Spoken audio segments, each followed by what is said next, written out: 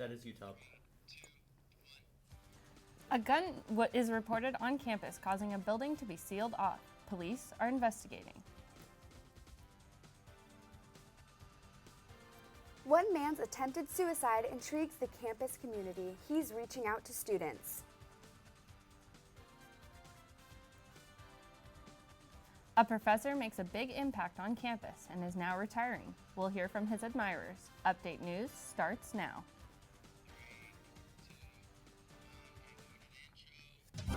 From the School of Journalism and Mass Communications at San Jose State University, your source for what's happening with a fresh perspective on today's issues. You're watching Update News. Hello and welcome to Update News. I'm Kayla Novak. And I'm Heather Miller. Thanks for joining us. We've heard about a school shooting across the nation for years now, but this week the story hit close to home. A scare at Duncan Hall prompted swift police response. Abraham Rodriguez is live on campus with more. Abraham? Police are asking for your help in determining whether a gunman was on campus Wednesday evening. Police sent out a warning over text messages at 7 p.m. and immediately closed off Duncan Hall. Police surrounded Duncan Hall early Wednesday evening. Officers and police cadets stopped people from getting too close, saying the building was unsafe. Elaine Tanjung was outside of the building and called her friend inside. She says her friend's entire class, including the professor, was unaware of the possible shooter until she called. We spoke with her while he was still on the phone.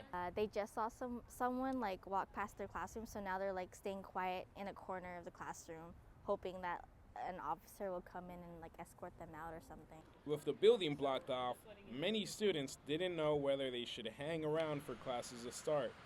As soon as the helicopters arrived overhead, jaded attitudes began kicking in. Graphic design senior Amber Baldwin said she was not happy about the delay as she had work inside Duncan Hall. I'm not going to get my project done tonight, which means I'm going to have to do it tomorrow, and it's kind of lagging on my studies during finals week. About an hour later, police gave the all clear, leaving people with a sense of deja vu. This is the third time this has ever happened in my 3 years here, but it happened twice last semester. That incident occurred in the Picardo Business Complex before the start of finals last December. Prior to that, a gunman was reported at Sweeney Hall in October 2013. Freshman Nicholas Vanuyan witnessed the police search in both cases this academic year. He says if Wednesday's scare was a prank, it was not a good one. The police here are able to respond well and seems quickly and efficiently and able to clear the buildings and without causing too much undue panic, but it's definitely in poor taste.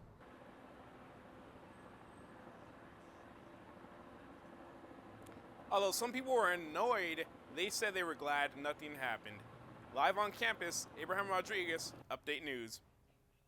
Tensions between police and the community have been thrust into a national spotlight. This week, they hit home as a protest wound its way through campus. Christina Rotar is standing by live with more. Christina? Thanks, Heather. Students on campus are becoming more aware of the community's relationship with the University Police Department. About 20 students and community members gathered for a police accountability march Monday. The sociology department helped host the march to raise awareness of police brutality among the University Police Department. The march was demanding the immediate release of the body camera footage of University Police Department Sergeant Michael Santos, who shot and killed Antonio Guzman Lopez last year. Make the cops do the time. Make the cops do the time. Lopez was walking through campus on the afternoon of February 21st. When police received a call of a suspicious person. Sergeant Santos responded. As Lopez had made his way off campus on 8th and San Salvador Street, he shot Lopez in the back twice. Justice for Josiah is a movement to get answers for Lopez's 5-year-old son, Josiah. My son cries. My son asks me questions I don't have answers to. And that's all I want, the truth. I want accountability. And I want my son to know that the people, when you do bad things, like he says, for them to be put on timeout. Students chanted not only for Lopez, but for racial inequalities they say the university has faced, including the death of Gregory Johnson in 2008. The African-American student died in what the coroner called a suicide, but his family disputes the findings. Students say the Johnson and Lopez cases are emblematic of racial problems right here on campus. I think more students should be a part of this conversation. I think more students should be involved and just have a dialogue.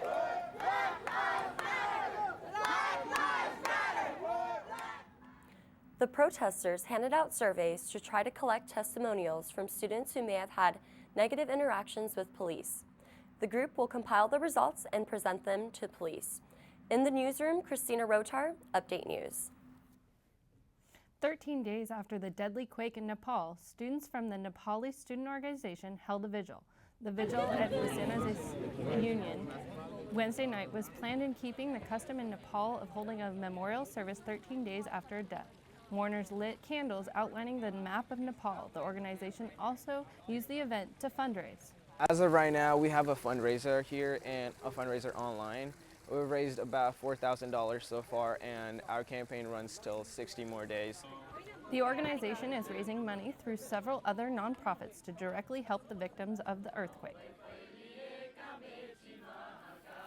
Suicide is the third leading cause of death for 15 to 24-year-olds. A man who attempted suicide at the age of 18 visited San Jose State's campus this week to talk about his own struggles. Update News reporter Samantha Rogers has the story. Jordan Burnham attempted suicide by jumping out of a window 100 feet from the ground at the age of 18. He spoke with students, faculty, and community members from all over Silicon Valley on Tuesday to tell his story and why he chose to make it public. I wanted to be able to answer questions so that my parents better understood what led up to that suicide attempt, because I didn't want them to blame themselves. I didn't want them to think it was their fault. I wanted to answer as many questions as possible. Burnham survived the fall with a broken fibula, tibia, femur, jaw, and wrist, along with severe internal bleeding from his brain. People packed the Morris Daily Auditorium, listened, and related to a healed Jordan talk about his mental health challenges and successes. The situation that he went through and the fact that he's here to actually talk about it, and so they can understand that they're not just suffering by themselves. Burnham continues to deal with depression, but has made it his mission to travel across the nation to visit college and high school campuses. His mission, to inspire and help young adults affected by mental disorders or health issues. The number of students attempting suicide on college campuses is enormous. We just don't hear about it because it's quiet. Depression is outrageous. Again, we don't hear about it because it's stigma. So we want to, be able to take away the stigma of both suicide and the depression and talk about it, put it out in the open, create a conversation about it. Over 1,000 college students commit suicide every year, and 2/3 of them are due to depression. University Counseling Services want students to know that you don't have to fight this battle alone. On campus, Samantha Rogers, Update News. San Jose State recognized an exceptional professor and celebrated his retirement at the Student Union this past Monday. Whether or not someone has heard of him, his research is partly responsible for the safety of air travel. For over 3 decades, psychology professor Kevin Jordan has influenced his department, the campus community, and NASA. Thank you for your dedication to the university, for your research, and your dedication to our students. Jordan has won numerous prestigious awards, including the San Jose State's President's Scholar this year, as well as Outstanding Professor, Outstanding Teacher, and the NASA Public Service Medal. Though he is most recognized as a NASA researcher for human factors projects, it's the human connection he's made on campus with the students that makes him stand out here. Kevin is the kind of teacher that faculty members aspire to be. Jordan is described as inspirational, supportive, made visible while he mentored students, overseeing 80 master's theses, and opening doors for transitioning interns to professional positions. He does a lot of brilliant research for the college, and I feel he's an important asset to San Jose State University. As project director of cooperative agreements between the school and NASA Ames research, Jordan has secured almost $200 million in grants. though Jordan says he will, of course, miss helping students reach their goals. There is a time for it to end. I've done it for 34 years, and it's time to do something else. So while I miss it, I'll be very happy where I am. Whether that be surfing in Hawaii or golfing with former colleagues, the San Jose State community and NASA wishes him a good retirement. On campus, Brenda Norrie, Update News. Westfield's Valley Fair Mall is undergoing a major renovation. This new makeover will ease any future parking pains. The mall is creating a smart garage. One of its smart features will include light sensors that can detect open parking spaces. As a car pulls in, the light will turn from green to red. Because of the construction, parking is more limited than ever, but the wait for the new garage will be worth it. Especially on the weekends, which is why I avoid it on the weekends. So I feel like a garage would help once it is completed. The smart garage will be located by the Macy's department store. 2,200 additional parking spots will be available starting November of 2015. Star Wars fans released their inner geek. They showed us how the Force is celebrated. Comic books are making a comeback nationwide. We'll see how superhero movies helped. Update News will be back shortly.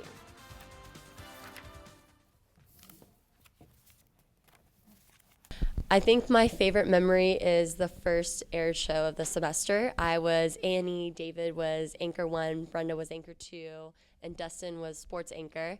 And it was just absolutely hilarious. We had so many technical problems. It took us forever to get the show going. Well, I've taken Update News for 2 semesters now, and honestly, I think the best thing is just all the people, you know, because we all are here to help each other, and I think that's one of the best things. Like, I learned a lot from my classmates, so that's something I'm going to take with myself, you know, after I graduate. Covering all the sports stories, specifically the earthquakes, I was able to go to the Vea Stadium and cover the inauguration.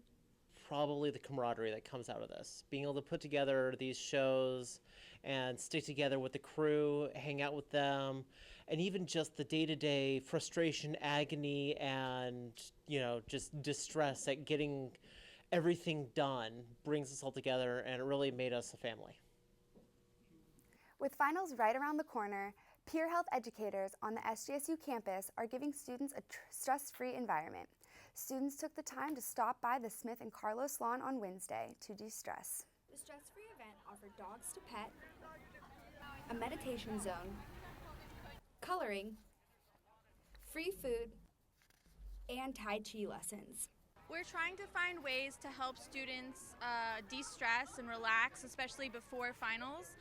So we are having several events throughout this week and the next week in preparation for finals. The dogs were enjoying their day at work. They are from a program called Furry Friends. These therapy dogs also go to hospitals and other colleges. I just wanted to see all the different cats and dogs that were here. It's been a really crazy semester for me, so this is just a great way to relieve stress. For student Sarah Presno, coloring offered stress relief before finals. Yeah, and I think it's just fun to just take the day off, or part of the day off. This event was a nice break from classes. Students were able to be around people and dogs and keep their mind off of the upcoming finals week. Also, you're still learning too, because you're still interacting your mind, not just sitting there and watching Netflix. You're still interacting with people and connecting with others. A group of San Jose State engineering students have been selected for a big NASA competition. Abraham Rodriguez has the story.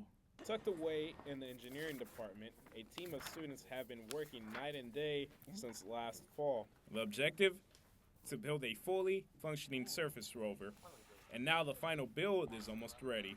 If we fail that, it shows that given the chance from SJSU, our engineers cannot produce a rover that can pick up stuff, put it away, and can move around. And that's one of the scary things for me. Called Labrador 1, the rover is built entirely by students. It uses a wireless connection for remote control and even has an arm to pick up the rocks. The students learned last fall that they have been selected for a NASA competition called Rascal Robo Ops. The competition would pit them against 7 other universities like MIT and Virginia Tech. First, they have to get the rover to NASA's Johnson Space Center in Texas. All we have to do now is focus on finishing up the tracker and the robotic arm, and then we should be home free. at Johnston, they'll have an hour to navigate the center's rock yard, pick up samples, and complete the course. It's a significant competition for SJSU. The club's president says it's the first time they have ever been part of a competition of this scale. I want to prove every other person you take who's done this competition, who's already done it at least once before, that even though this is our first time doing this competition, we're still going to bring them a worthy opponent. And with the competition coming in June 2nd, every hour counts. On campus, Abraham Rodriguez, Update News.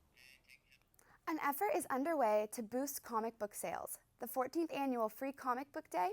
It's the biggest comic book celebration outside of conventions. Cato Guzman has more.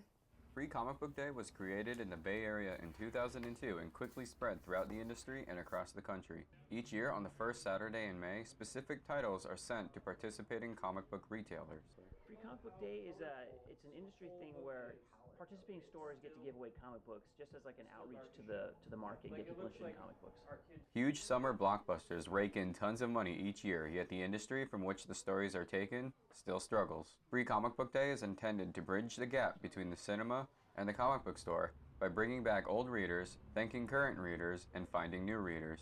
There's not a really strong corollary with film viewership and comic book readership. It doesn't really go hand in hand. Like if you see the Avengers movies, you're not going to read the Avengers comic books. They're not really related at all. Free Comic Book Day has given away roughly 5.6 million comic books in more than 2,000 stores across the country.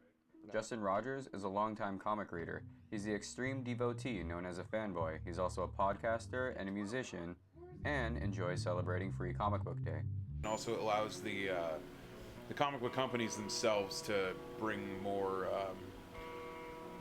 readers to like new comics they're doing. The event is often timed with the release of a big budget superhero movie in the hopes of capitalizing on the interest of moviegoers and bringing them back into the culture of comic books. In Fremont, Cato Guzman, Update News. I know next year I'm definitely going to have to stop by and get myself a free comic. Me too. Jon Marinaro is here with Arts and Entertainment. Welcome. Well, first of all, I'd like to say I can't wait for the new Thor, but let's swing right into things. Dancing is strenuous work, and the competitions are fierce. This is true for the award-winning Spartan Mambo. Update News caught up with them after their last win.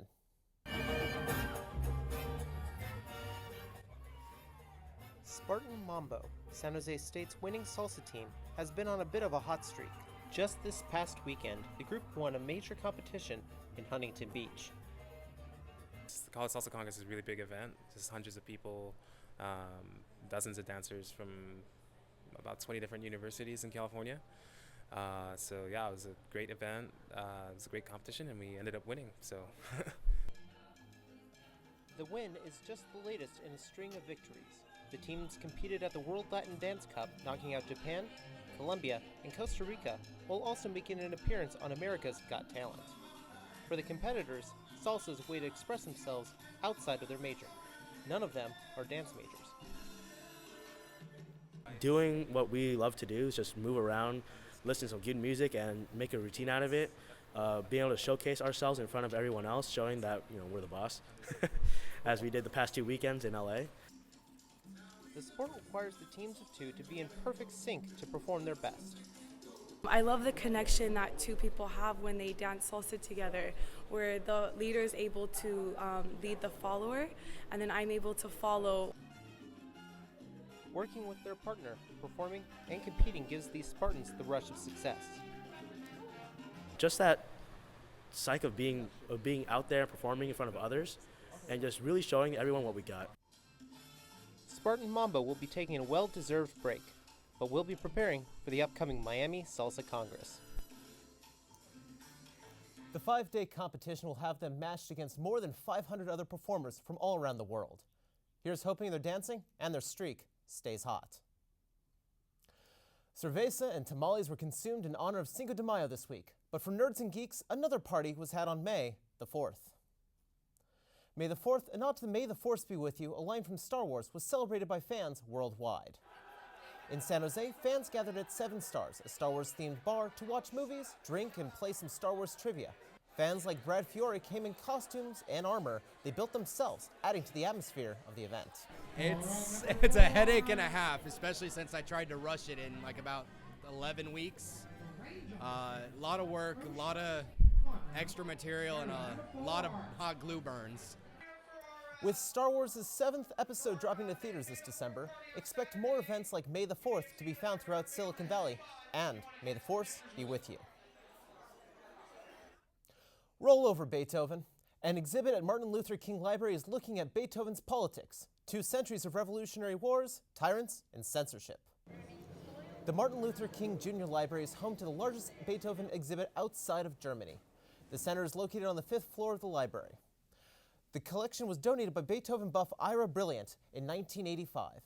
It includes copies of Beethoven's manuscripts, music sheets, and even a lock of his hair. There are other antiques and also relics of Beethoven's time. Curator Patricia Stroh has helped build the center as it continues to grow. Yes, I mean we are continually buying materials, getting donations of materials, so we're adding to the collection all the time, and yes, the exhibits change about every 3 months or so. The collection is displayed all year round. The current special exhibit on politics, wars, and tyranny runs through the end of May. And that's all I have for arts and entertainment. That's awesome. I'm going to have to check out the Beethoven exhibit the next time I'm in the library. Yeah, it's also, I've heard that Beethoven's, the classical music, helps you study better, so it'd be perfect for finals next week. Perfect. The golf team finds a new home on South Campus. We'll show the plans for the athletic facility. Marimar will have this semester's sports highlights, so stay tuned to see the best of the best on the field. And then we'll take time to laugh at ourselves and the moments that may come back to haunt us. Update News will be back after the break.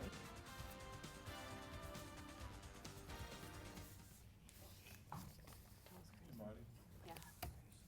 You're like a little bit out of the dark. You're like a little bit in the dark, sorry. Like this? An Update News was going and doing my weather segment once a week with Juan in the studio. And it was a blast because we all made a lot of jokes during the entire thing. It's probably how close everybody gets. You really feel a connection and a bond with all the people in the class. It's not just a class, we're almost like a family, like our own organization. It's really cool to always have these connections, and you know that they're always going to be there for you, and just the people.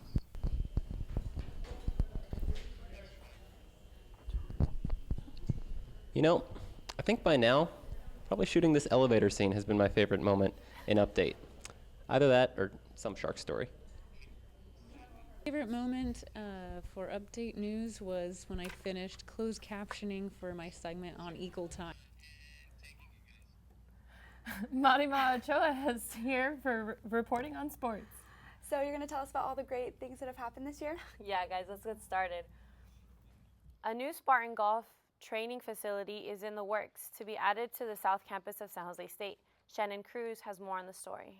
The Spartan golf team has had a long history with San Jose State, yet has never had a place to call home. Unlike the Spartan football team, who has their own stadium in South Campus, the golf team is nomadic when it comes to games and practices. However, the athletics department and head golf coach, John Kennedy, are working on a new redesign and re-engineering of South Campus.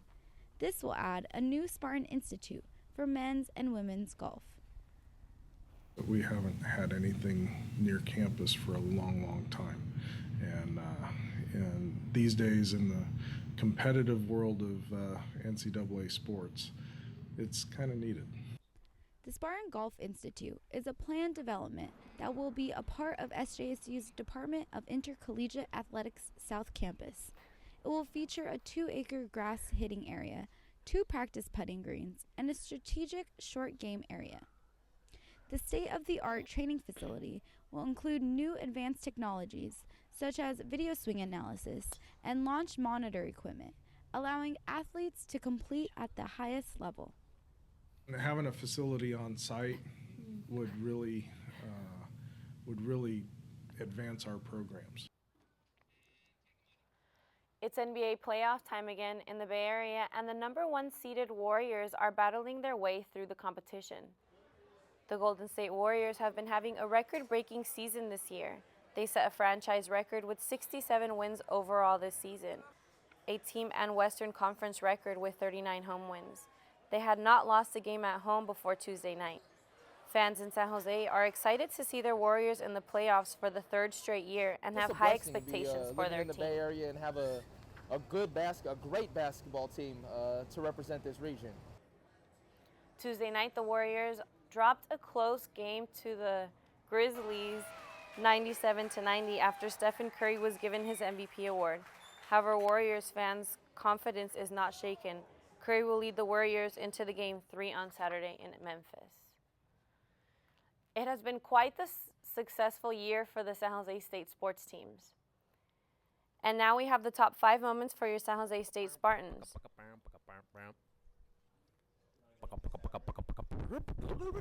I'm David Topp. There's trouble on Greek Row at SJSU. Kappa Sigma's chapter. Let's check in with Spartan Daily reporter Raphael Stroud in the newsroom. Some students are finding parts stolen while they are in class.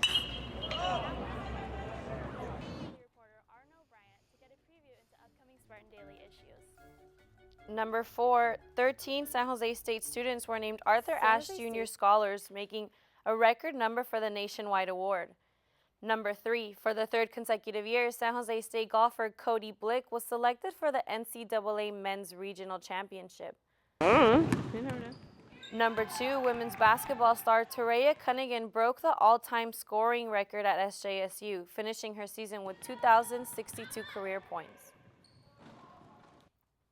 And the number 1 moment of the year, the San Jose State cheerleading team took first place at the United Spirit Association Collegiate Championships in Anaheim. What a memorable season for the 2015 Spartan athletes. Definitely. Thank you, Marimar. And now we'll hear from the Spartan Daily is up to this week. Destiny Palacios. Destiny? It's Kayla. Take a break from studying next weekend. Check out our final issues of Spartan Daily this semester. SJSU students welcome the new Vice President of Student Affairs, Dr. Reginald Blaylock, and host the Beers Around the World Festival. A Spartan Daily take on diners, drive-ins, and dive-ins will run online and in print. 2 Spartan Daily editors, Jericho Lohman and Victor Guzman, will write their final opinion pieces next week. And the sports page will feature a profile of Forrest Hightower, the Spartan defensive back who has been drafted by the Canadian Football League. From the Mac Lundstrom Newsroom, I'm Destiny Palacios. See you later, Spartans. Everyone makes a mistake once in a while. Let's take a look at some of the lighter moments over the course of the semester at Update News.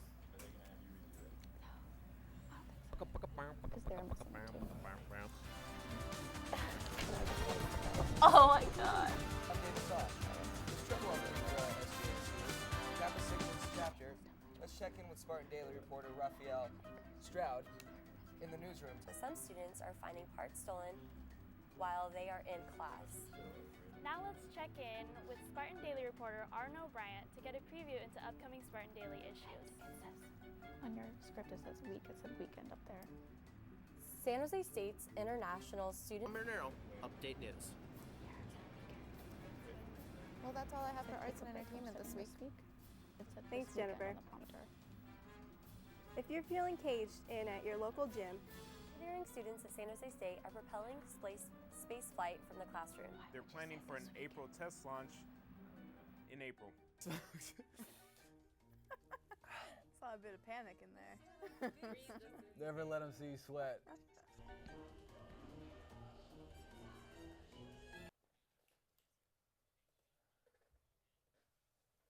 Wow, Shannon, that pillow fight seemed like a good time. Lives of the barbers who work here at Barbers Inc., less than a mile away from campus. As you can see, the store is closed for business as the employees are out back celebrating the screening of the documentary. That's all we have for arts entertainment today. Thank you, Christina. Great, thank you, Quinn, sorry. When we come back, we'll check in with Spartan Daily writer, and we'll bring you to a club on campus where everybody was kung fu fighting. Update News will return fast as lightning. And later, the San Jose Sharks may be looking at a change in coaching staff. To see what the paper is working on the week ahead. Over 1,000 college students died. Oh my gosh, squirrel just jumped over you. I think I look okay right here. Yeah, no table. Newly installed water fountains are raising awareness. I forgot what I was saying. Then you're like, grab the whole addition to the box office, students can get discounts As of early this morning, hundreds of law enforcement officers. Thank you. I don't know what I'm saying anymore. When walking. All right. But hopefully, as long as entities like the Bill Wilson Center, you. Oh, no, that's wrong. From all of us here, thanks for joining us. I'm Kayla Novak. Dustin Dorsey. Rebecca LaPena. Heather Miller. On campus, Cato Guzman. Abraham Rodriguez. George Tanner. Samantha Rogers. Quinn Dang. Live in the newsroom, David Taub. Marimar Ochoa. Jon Marinaro. Live on campus, Christina Rotar. Brenda Nori. Jennifer Gonzalez. Shannon Cruz. Update In the fall. Bye.